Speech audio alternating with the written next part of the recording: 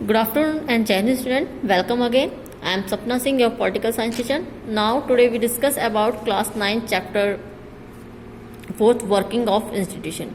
In previous video we discussed about power of the prime minister. Now in this video we discuss councils of minister. हमने देखा जो minister है उसके पास क्या power होती है, वो कैबिनेट को बनाता है ना, कैबिनेट को अपॉइंट करता है, कैबिनेट के मिनिस्टर्स को, काउंसिल्स ऑफ मिनिस्टर को. So councils of minister is the official name for the body that includes all the minister. Councils of minister कौन होते हैं? जितने भी मिनिस्टर, सभी मिनिस्टर्स को मिलाकर क्या होते हैं, जो ऑफिशियल बॉडी है उसको काउंसिल मिनिस्टर बोला जाता है. It is usually has to 60 to 80 ministers of different ranks. And types of minister, cabinet minister are usually top level leaders of the ruling party और parties who are in charge of the major ministers. सबसे main होते हैं इसमें councils of minister में cabinet minister जो top के ministers होते हैं, यानी जिनके पास मेन सारे जितने भी मिनिस्ट्री डिपार्टमेंट हैं उनके अंडर में होते हैं. And minister of state with the independent charge are usually in charge of smaller minister.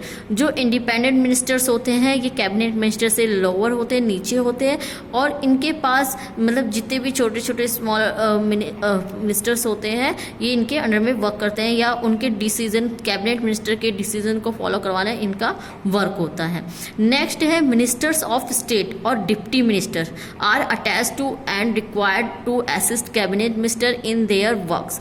जो स्टेट मिनिस्टर या डिप्टी मिनिस्टर्स होते हैं इनका वर्क होता है कैबिनेट मिनिस्टर में, अगर कैबिनेट की मीटिंग होती है उसमें इनको बुलाया जाता है तभी ये जाएंगे, उससे पहले मीटिंग को ज्वाइन नहीं करेंगे. और जो भी वर्क कैबिनेट मिनिस्टर्स अगर कोई भी वर्क करवाते हैं, कोई भी डिसीजन लिया जाता है, इनको फॉलो करवाना होता है, ठीक है, उनको इम्प्लीमेंट करवाने का इनका वर्क होता है.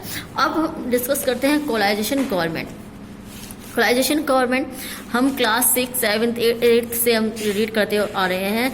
जब किसी भी पार्टी को मेजोरिटी में वोटिंग नहीं मिलती है तो वो क्या करती है, वो अलायंस कर लेती है, यानी जोड़ कर लेती है, और क्या बनाती है, फिर कोलाइजेशन यानी गठबंधन की सरकार बनाती है. अभी मैंने आपको एक वर्ड बोला अलायंस कब होता है? अलायंस तब होता है जब इलेक्शन से पहले सारी पार्टियां मिलकर एक ग्रुप बनाती है, उसको अलायंस बोला जाता है. बट आफ्टर इलेक्शन के बाद जब पार्टीज गवर्नमेंट बनाने के लिए एक साथ ग्रुप बनाती है उसको कोलाइजेशन हो जाता है, गठबंधन. इस तरह की गवर्नमेंट जो बनती है उसको कोलाइजेशन की गवर्नमेंट बोला जाता है. A government form by an alliance of 2 or more political parties, usually when no single party enjoy majority support of the members in a legislature. Now the president, अभी हमने स्टार्टिंग इस चैप्टर में read करा है, जब आप chapter read करवाए उसमें आपने देखा जो प्रेसिडेंट होता है उसी के नेम से पूरी कंट्री का वर्क चलता है. बट जो प्रेसिडेंट के पास पावर होती है ओनली वो कैसी होती है, नाम मात्र की, नॉमिनल पावर होती है, नाम मात्र की पावर होती है. जरूर हर डिसीजन के ऊपर सिग्नेचर, हर लॉ के ऊपर प्रेसिडेंट के सिग्नेचर होते हैं, बट प्रेसिडेंट फ्रीली कोई भी डिसीजन नहीं ले सकता.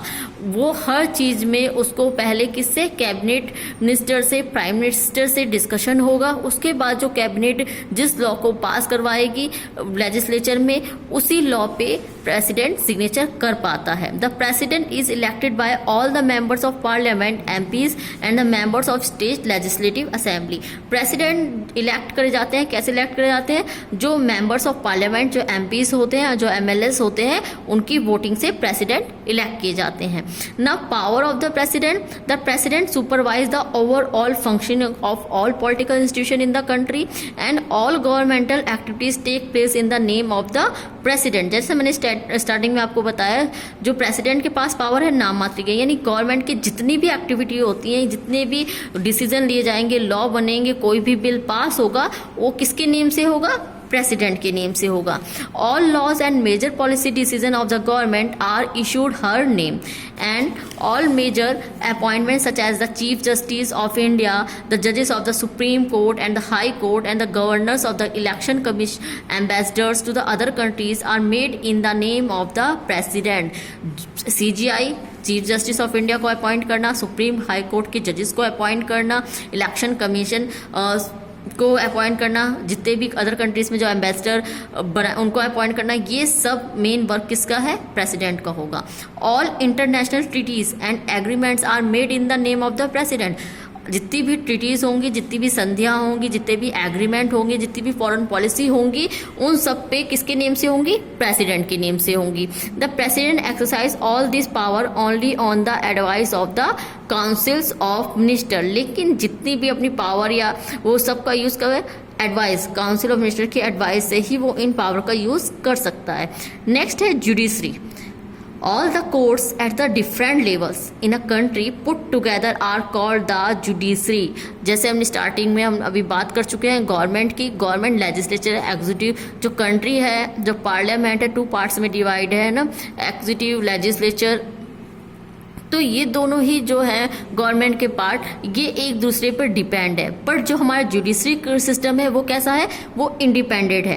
The Indian judiciary consist of a supreme court for the entire nation and high court in the state and district court and the court at the local level. Judiciary system जो हमारा जो court है वो 3 types में divide है, supreme court, high court and district court. Supreme court पूरे nation का judgement करेगा, है ना, पूरे नेशन का पीक जो है जुडिशरी यही है, इसके ऊपर कोई नहीं जा सकता। नेक्स्ट है हाई कोर्ट, स्टेट लेवल पे जो कोर्ट होगी, जो फुल स्टेट का, जिसमें अगर कोई भी कन्फ्लिक्ट स्टेट के बीच में होता है, स्टेट के अंदर होता है, तो वो हाई कोर्ट डिसाइड करेगी। बट अगर सेंट्रल और स्टेट के बीच में या सेंट्रल गवर्नमेंट या सिटीजन के बीच में कोई भी कन्फ्लिक्ट होगा तो उसको सॉल्व सुप्रीम कोर्ट करेगी। एंड डिस्ट्रिक्ट कोर्ट, डिस्ट्रिक्ट जो जिनको रीजनल कोर्ट भी बोला जाता है, यानी हर डिस्ट्रिक्ट की अपने क्षेत्राधिकार के अंदर हर डिस्ट्रिक्ट के अंदर जो कोर्ट होगी उस लोकल लेवल की, उसको डिस्ट्रिक्ट कोर्ट कहा गया है। Now independence of the judiciary, जैसे मैंने अभी बताया कि लेजिस्लेचर और एग्जीक्यूटिव दोनों एक दूसरे पे डिपेंड है, बट जो हमारी जुडिशरी सिस्टम है वो कैसा है? इंडिपेंडेंट है। Independence of the judiciary means that it is not under the control of the legislature और द एग्जीक्यूटिव। और इसके पीछे रीजन भी इस तरह से कोई भी, चाहे वो लेजिस्लेचर है चाहे वो एग्जीक्यूटिव है, वो अपनी पावर का मिसयूज नहीं कर सकते। अगर वो ऐसा करेगी तो उस पर रोक कौन लगाएगा? हमारा जुडिशरी सिस्टम लगाएगा। इस रीजन से भी जो सुप्रीम कोर्ट है उसको क्या बोला जाता है?